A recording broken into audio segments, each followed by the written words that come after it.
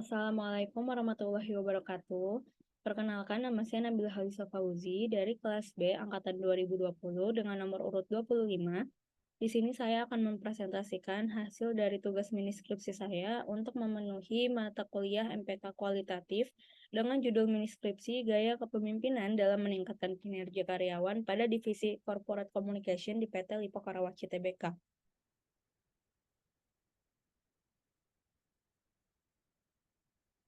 Di sini yang pertama ada pendahuluan, yaitu yang pertama ada latar belakang masalah.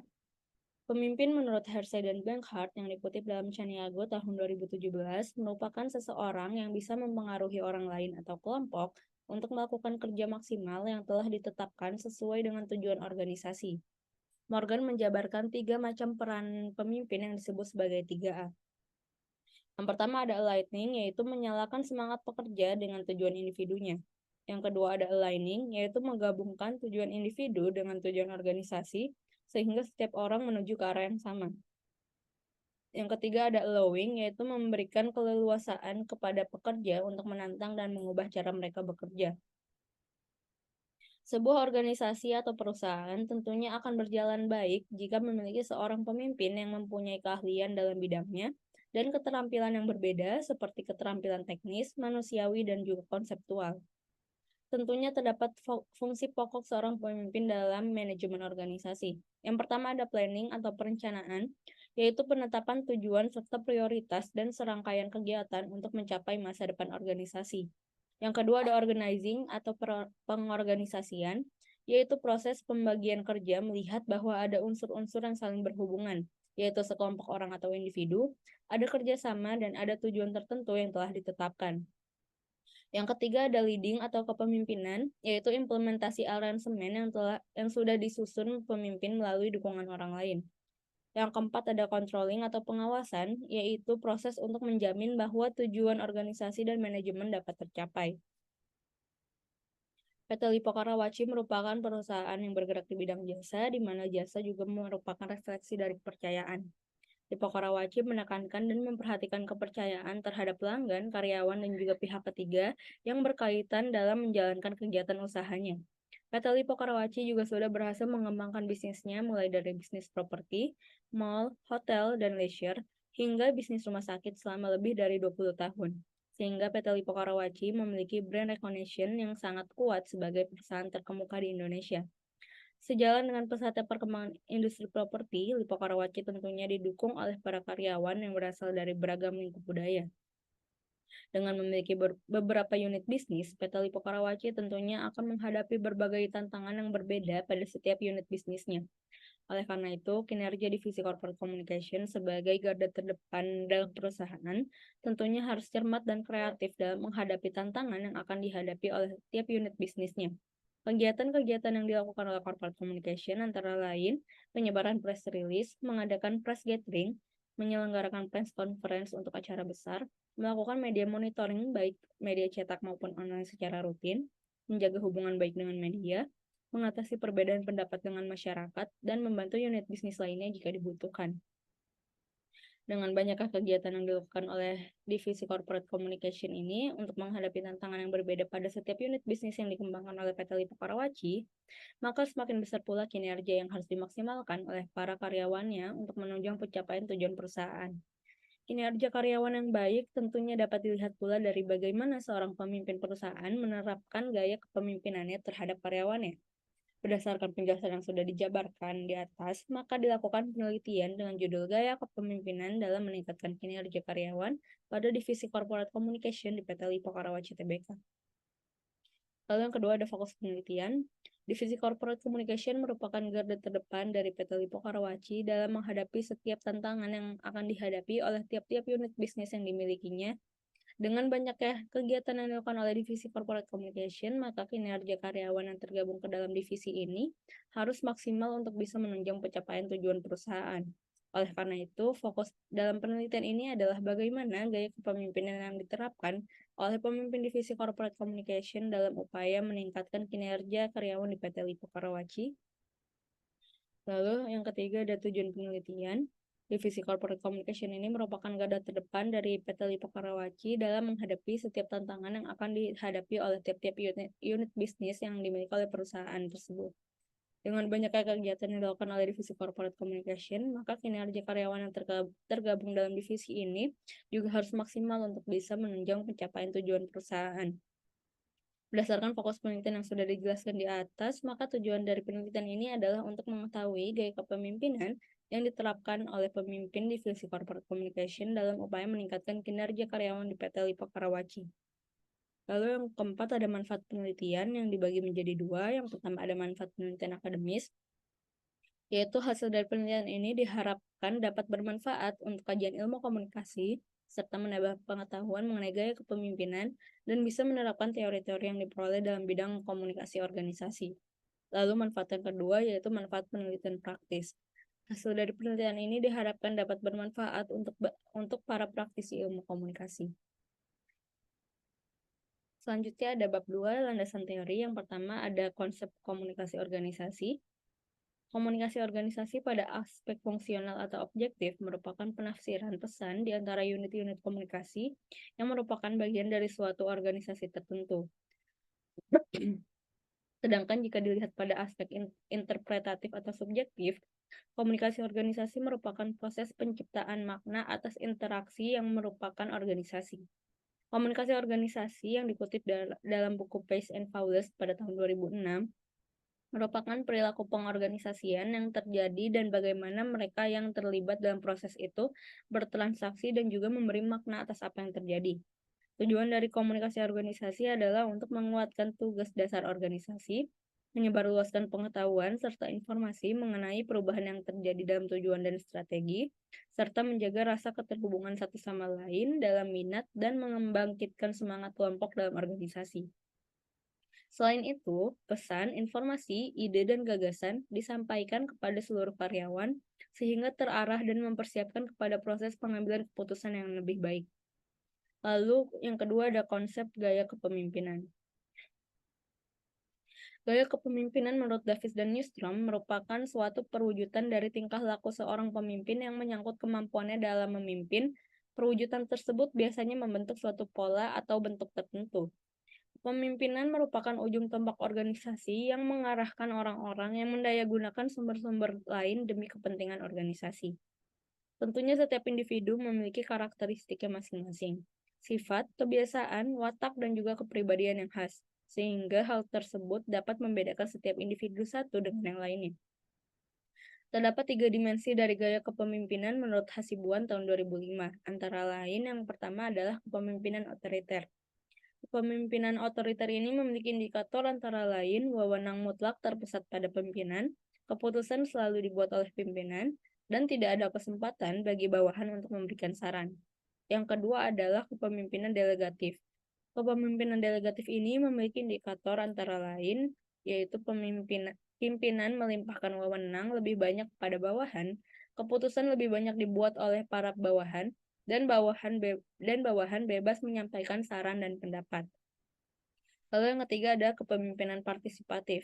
Memiliki indikator antara lain yang pertama, wewenang pimpinan tidak mutlak, keputusan dibuat bersama antara pimpinan dan bawahan, dan banyak kesempatan bagi bawahan untuk menyampaikan saran dan pendapat.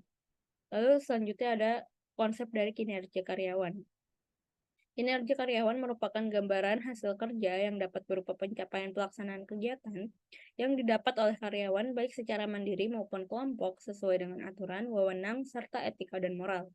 Dimensi dan indikator yang digunakan untuk mengukur kinerja karyawan yang dikutip dalam buku Dassler tahun 1992 antara lain, pemahaman, pekerjaan, atau kompetensi. Memiliki indikator antara lain menunjukkan pemahaman dan keterampilan yang sangat dibutuhkan dalam pencapaian efektivitas kerja, memahami harapan pekerjaan, dan tetap melaksanakannya sesuai dengan perkembangan baru dalam wilayah tanggung jawabnya, dan menunjukkan tanggung jawab sesuai dengan prosedur dan kebijakan pekerjaan. Lalu yang kedua ada kualitas atau kuantitas kerja. Memiliki indikator antara lain, menyelesaikan tugas-tugas secara teliti, akurat, dan tepat waktu sehingga mencapai hasil yang diharapkan, menangani berbagai tanggung jawab secara efektif, dan menggunakan jam kerja yang secara produktif. Yang ketiga ada perencanaan.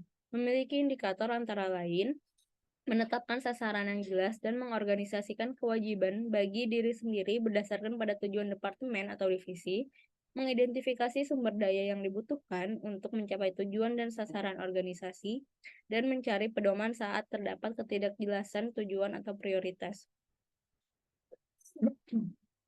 Selanjutnya dari review literatur. Di sini ada 10 penelitian terdahulu yang berkaitan dengan variabel yang digunakan pada penelitian ini. Yang pertama ada penelitian dengan judul Gaya Kepemimpinan Demokratis dalam Memotivasi Kinerja Karyawan yang dilakukan oleh Ninik Mega Pratiwi dan Leonard Ardimanave. Penelitian ini bertujuan untuk memberikan deskripsi dan analisis yang berkaitan dengan kepemimpinan demokratis di counter S7 Cell dalam meningkatkan kinerja karyawan. Penelitian ini menggunakan metode penelitian kualitatif dengan mengumpulkan data melalui wawancara terhadap 11 karyawan yang dijadikan sebagai informan penelitian. Hasil dari penelitian ini adalah pimpinan dari S7 Cell sudah menunjukkan gaya kepemimpinan yang demokrasi.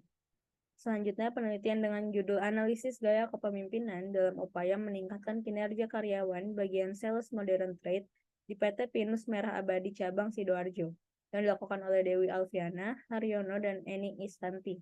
Penelitian ini bertujuan untuk mengetahui gaya kepemimpinan yang diterapkan oleh pemimpin dalam upaya meningkatkan kinerja karyawan bagian Sales Modern Trade di PT Pinus Merah Abadi Cabang Sidoarjo. Penelitian ini menggunakan metode penelitian kualitatif dengan pengumpulan data melalui wawancara terhadap 20 karyawan bagian Sales Modern Trade. Hasil dari penelitian ini adalah gaya kepemimpinan yang diterapkan oleh pimpinan PT Pinus Merah Abadi Cabang Sidoarjo menggunakan gaya kepemimpinan transformasional dan demokratis. Selanjutnya ada penelitian dengan judul Analisis Gaya Kepemimpinan dalam Meningkatkan Efektivitas Kinerja Karyawan pada PT Nusa 5 Kelola Sarana Tangerang Selatan yang dilakukan oleh Bahtiar Arifuddin Hussein, Indra Noviandri, Denok Sunarsi, dan Sutrisno. Penelitian ini bertujuan untuk menganalisis gaya kepemimpinan demokratis terhadap kinerja karyawan di PT Nusa 5 Kelola Sarana. Penelitian ini menggunakan metode penelitian kualitatif dengan pengumpulan data melalui studi pustaka, observasi, dan juga wawancara dengan manajer sebagai informan kunci dan 4 karyawan lainnya. Hasil dari penelitian ini adalah gaya kepemimpinan yang digunakan oleh pimpinan PT Nusa 5 Kelola Sarana memiliki gaya kepemimpinan yang demokratis. Lalu penelitian terdahulu dengan judul Analisis Gaya Kepemimpinan dalam Mengembangkan Kinerja Karyawan pada PT Shed Global Indonesia, Kota Jakarta Selatan, yang dilakukan oleh Adin Sunarto dan Ahmad Rafiqi. Penelitian ini bertujuan untuk mendeskripsikan gaya kepemimpinan dalam mengembangkan kinerja karyawan pada PT Shed Global Indonesia di Kota Jakarta Selatan. Penelitian ini menggunakan pendekatan kualitatif deskriptif dengan melakukan wawancara ke 4 karyawan yang menjadi informan kunci. Hasil dari penelitian ini adalah peran gaya kepemimpinan sangat berpengaruh dalam pengembangan kinerja karyawan karena pemimpin memberikan arahan yang sangat jelas serta memberikan kebebasan untuk memberikan masukan atau pendapat dari bawahan ke atasan. Selanjutnya, penelitian dengan judul Pengaruh Gaya Kepemimpinan, Budaya Organisasi dan Motivasi Kerja terhadap Kinerja Pegawai Pemerintah Daerah Provinsi Gorontalo yang dilakukan oleh Dinarwati.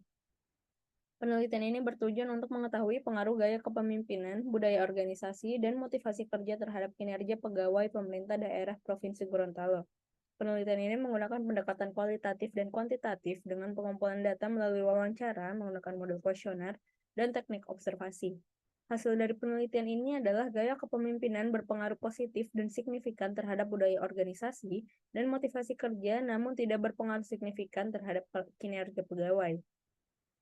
Selanjutnya, penelitian dengan judul Analisis Pengaruh Gaya Kepemimpinan dan Motivasi terhadap Kinerja Karyawan PT Kimia Farma Tbk yang dilakukan oleh M. Ardi Nupi Hashim, Muhammad Azari Kartiwa, Riana Kusumawati, dan Siska Nuraini. Penelitian ini bertujuan untuk mengetahui pengaruh gaya kepemimpinan dan motivasi kerja terhadap kinerja karyawan bagian granulasi 1 PT Kimia Farma. Penelitian ini menggunakan metode pendekatan kualitatif dengan teknik purposive sampling dan pengumpulan data dengan wawancara. Hasil dari penelitian ini adalah keberhasilan bagian produksi granulasi 1 PT Kimia Farma dalam mencapai target produksinya bergantung dengan kualitas kinerja karyawan yang baik, sehingga peningkatan motivasi dan kedisiplinan sangat diperhatikan oleh organisasi. Selanjutnya, penelitian dengan judul Analisis Gaya Kepemimpinan terhadap Kinerja Tim pada The Perfect Planner Wedding Organizer Medan yang dilakukan oleh Anissa Angeli Prayogi, Tasya Holihah, Nur Hasra Laila, dan Yasmin Nabila Faisal. Penelitian ini bertujuan untuk mengetahui gaya kepemimpinan yang diterapkan oleh The Perfect Planner Wedding Organizer Medan terhadap kinerja timnya. Penelitian ini menggunakan metode deskriptif kualitatif dengan metode pengumpulan data wawancara dan observasi lapangan. Hasil dari penelitian ini adalah gaya kepemimpinan yang diterapkan saat ini di The Perfect Planner Wedding Organizer adalah gaya kepemimpinan demokratis. Lalu, penelitian dengan judul Analisis Hubungan Gaya Kepemimpinan dan Loyalitas dengan Kinerja Karyawan pada Bengkel Mobil Rewin Motor Service yang dilakukan oleh Muhammad Zainul Abidin dan Sri Lestari. Penelitian ini bertujuan untuk menganalisis hubungan gaya kepemimpinan dan loyalitas dengan kinerja karyawan di lokakarya mobil layanan Rewin Motor. Metode yang digunakan pada penelitian ini adalah kualitatif studi deskriptif dengan pengumpulan data berupa wawancara dan kuesioner. Hasil dari penelitian ini adalah banyak kolega mempengaruhi hubungan kerja dalam kinerja karyawan karena hubungan sesama kerja atau sekelompok karyawan memanfaatkan dan menciptakan kualitas komunikasi karyawan. Selanjutnya, penelitian dengan judul Pengaruh Gaya Kepemimpinan Transformasional dan Kompensasi Finansial terhadap Kinerja Karyawan PT Traya Tirta Cisadane yang dilakukan oleh Estika Paramitasani, Yola Komala, Feimi Damayanti, dan Denny Hadisaputra. Penelitian ini bertujuan untuk mengetahui apakah gaya kepemimpinan transformasional dan kompensasi finansial berpengaruh langsung terhadap kinerja karyawan. Penelitian ini menggunakan metode kualitatif dengan teknik pengumpulan data analisis jalur yang didapatkan dari kuesioner yang disebarkan. Hasil dari penelitian ini adalah kepemimpinan transformasional dan kompensasi berpengaruh positif secara langsung terhadap kinerja karyawan. Lalu yang terakhir, ada penelitian dengan judul Pengaruh Gaya Kepemimpinan dan Motivasi Kerja terhadap Kinerja Karyawan pada PT Sani Galesong Jaya yang dilakukan oleh Ardianus Paranden, ST Hatida, dan Lina Mariana. Penelitian ini bertujuan untuk mengetahui pengaruh kepemimpinan dan motivasi kerja terhadap kinerja karyawan pada PT Sani Galesong Jaya. Penelitian ini menggunakan jenis data kualitatif dan kuantitatif dengan jumlah sampel 40 orang. Hasil dari penelitian ini adalah kepemimpinan dan motivasi kerja berpengaruh terhadap kinerja karyawan pada PT Galesong Jaya. Lalu selanjutnya ada variabel. Variabel di dalam penelitian kualitatif tidak dapat diklasifikasikan, sehingga di dalam penelitian ini variabel yang digunakan adalah gaya kepemimpinan. Selanjutnya ada bab 3, yaitu metode penelitian. Yang pertama ada paradigma penelitian. Paradigma penelitian merupakan kerangka berpikir yang menjabarkan bagaimana cara pandang peneliti terhadap fakta kehidupan sosial dan perlakuan peneliti terhadap ilmu atau teori.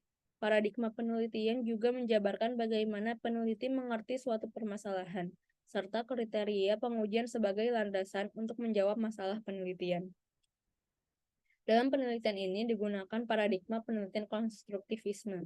Paradigma konstruktivisme dikutip dalam Creswell dan Creswell tahun 2018, memiliki pemahaman jika individu mencari pemahaman tentang dunia yang menjadi tempat tinggal dan bekerja, lalu dikembangkan makna subjektif dari beberapa pengalaman.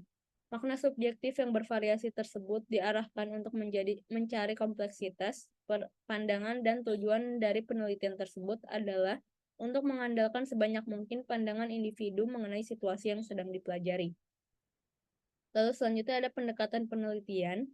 Pada penelitian ini menggunakan pendekatan penelitian kualitatif untuk mendeskripsikan gaya kepemimpinan. Pendekatan penelitian kualitatif merupakan penelitian yang mengandalkan data teks dan gambar serta memiliki langkah-langkah unik dalam menganalisis datanya. Penelitian kualitatif merupakan proses penelitian yang memahami masalah sosial berdasarkan pada penciptaan gambaran holistik lengkap yang dibentuk dengan kata-kata, melaporkan pandangan informan dengan rinci dan disusun menjadi sebuah latar ilmiah, dan yang menjadi instrumen atau alat penelitiannya merupakan peneliti itu sendiri. Lalu selanjutnya ada metode penelitian. Jenis penelitian terbagi menjadi 3 jenis, yaitu ada eksplorasi, deskriptif, dan eksplanatif. Jenis penelitian eksploratif dilakukan dengan tujuan untuk mengeksplorasi suatu topik penelitian baru yang belum pernah dilakukan sebelumnya, dan memiliki kelemahan jarang memberikan jawaban yang memuaskan terhadap pertanyaan penelitian karena orang yang diteliti dalam penelitian ini tidak bersifat khas dengan populasi yang lebih menarik.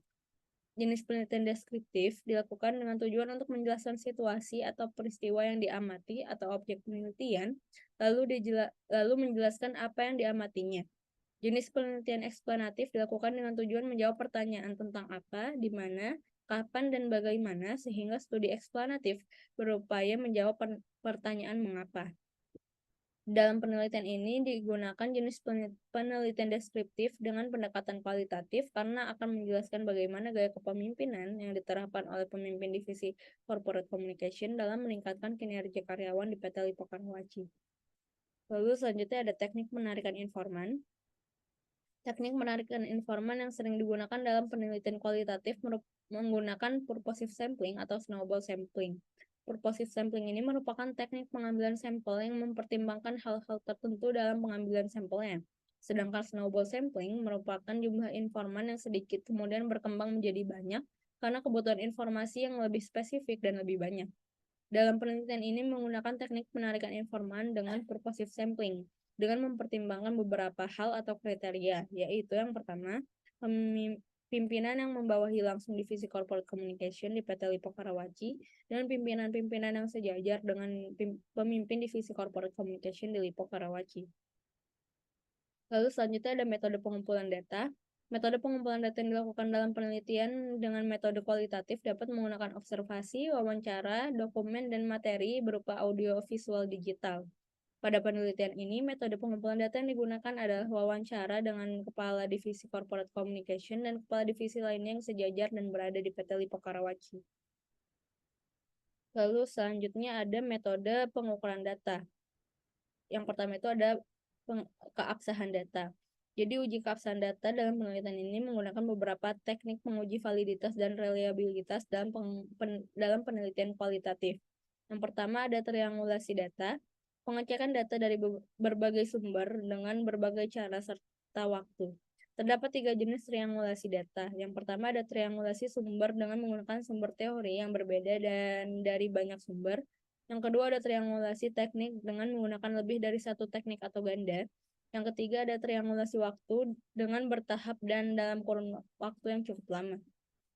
Yang kedua ada transferability data, yaitu validitas eksternal yang menunjukkan derajat ketetapan atau dapat diterapkannya hasil penelitian ke populasi di mana sampel diambil. Lalu yang ketiga, membicarakan atau mendiskusikan dengan orang lain yang diperkirakan kompeten untuk berdiskusi tentang subjek yang diteliti. Lalu selanjutnya ada reliability coding. Yang pertama itu ada open coding. Jadi menurut Strauss dan Corbin tahun 2007, open coding ini merupakan proses pembagian, menganalisis dan membandingkan, mengonseptualisasikan dan mengategorikan sebuah data. Lalu yang kedua ada axial coding. Jadi menurut Karmas tahun 2006, axial coding ini adalah proses menghubungkan kategori dengan subkategori, lalu disusun kembali data yang sudah dikategorisasikan untuk dikaitkan pada analisis yang muncul. Lalu yang ketiga ada selective coding. Jadi menurut Strauss dan Corbin tahun 2007, selective coding ini adalah cara untuk menghubungkan kategori lain yang membutuhkan penyempurnaan, lalu disusun menjadi suatu kalimat secara sistematis. Lalu selanjutnya ada metode analisis data. Metode analisis data kualitatif terdapat 3 cara. Yang pertama ada reduksi data, penyajian data, dan penarikan kesimpulan. Reduksi data mengacu kepada proses pemilihan, pengkodean, dan pengategorian data. Cara reduksi data antara lain melakukan seleksi ketat atas data, membuat ringkasan dan menggolongkannya ke dalam pola yang lebih luas. Penyajian data merupakan kegiatan mengumpulkan informasi lalu disusun sehingga memberikan kemungkinan akan adanya penarikan kesimpulan dan pengambilan tindakan. Bentuk penyajian data kualitatif antara lain adalah teks naratif dan matriks, grafik, jaringan, dan bagan. Pada penelitian ini, analisis data kualitatif yang digunakan adalah dengan penyajian data yang bersumber dari hasil wawancara yang dilakukan. Lalu selanjutnya ada keterbatasan dan kelemahan penelitian. Untuk keterbatasan penelitian ini adalah terbatasnya informan yang akan diteliti karena hanya mewawancarai Kepala Divisi Corporate Communication dan Kepala Divisi lainnya yang sejajar dan berada di PT Lipo Karawaci. Lalu kelemahan penelitian ini adalah data yang digunakan adalah hanya dari hasil wawancara dengan Kepala Divisi Corporate Communication dan Kepala Divisi lainnya yang sejajar dan berada di PT Lipo Karawaci. Terus selanjutnya di sini ada tabel operasional konsep. Jadi dari konsep komunikasi organisasi terdapat variabel gaya kepemimpinan yang memiliki 3 dimensi, yaitu ada kepemimpinan otoriter, kepemimpinan delegatif, dan kepemimpinan partisipatif. Lalu dari dimensi kepemimpinan otoriter ini terdapat 3 indikator. Yang pertama adalah wewenang mutlak terpusat pada pimpinan. Lalu keputusan selalu dibuat oleh pimpinan dan tidak ada kesempatan bagi bawahan untuk memberikan saran. Lalu pada dimensi kedua yaitu kepemimpinan delegatif, terdapat 3 indikator. Yang pertama ada pimpinan melimpahkan wewenang lebih banyak kepada bawahan. Lalu keputusan lebih banyak dibuat oleh para bawahan. Dan yang terakhir, bawahan bebas menyampaikan saran dan pendapat. Lalu dimensi yang ketiga yaitu kepemimpinan partisipatif memiliki 3 indikator. Yang pertama adalah wewenang pimpinan tidak mutlak. Yang kedua, keputusan dibuat bersama antara pimpinan dan bawahan. Dan banyak kesempatan bagi bawahan untuk menyampaikan saran dan pendapat. Lalu di sini selanjutnya ada daftar wawancara.